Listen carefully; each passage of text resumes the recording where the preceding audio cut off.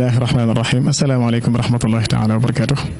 man la Djibril Touré di étudiant fii ci université Cheikh Ahmadou Khadim en licence 3 à l'UFR des sciences et métiers de la santé tey ñun waa amicale Hizbu Tazawudu Shubban di amicale bi bu mag bi jiite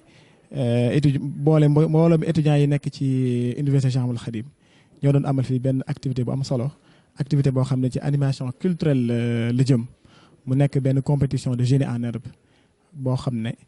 UFR yi nekk ci université bi ñoo koy joué compétition bi nag concept bi mooy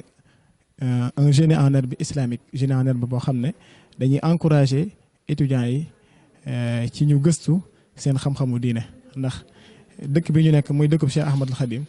sëriñ bi mu koy sanc diine moo taxoon te Sëriñ Tuubaa xamal nañu ne xam-xam yëpp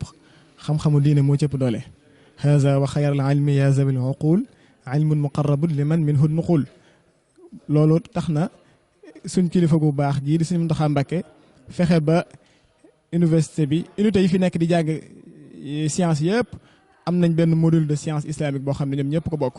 ci loolu nag ngir gën a jëmmal njàngum diine moomu moo tax ñu mettre en place compétition de génie en herbe tey jii lañ doon inauguré avec la phase de poule UFR des sciences et métiers de la santé ñoo doon joué ak cycle préparatoire bi moo nekkoon deuxième match bi premier match bi doxoon ci diggante SATA moo ñuy jàng wàllu agriculture wàllu mbay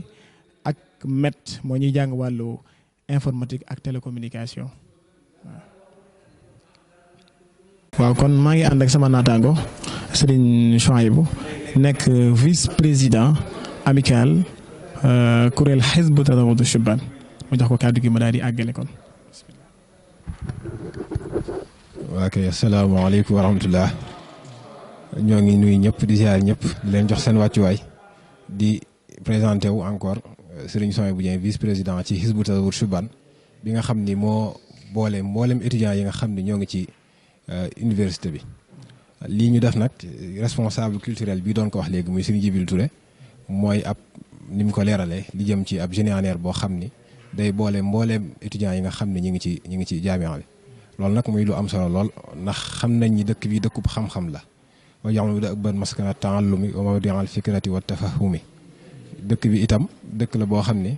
Cheikh Ahmadul Khadim da koo fàgg woon ngir jàng ak jàngale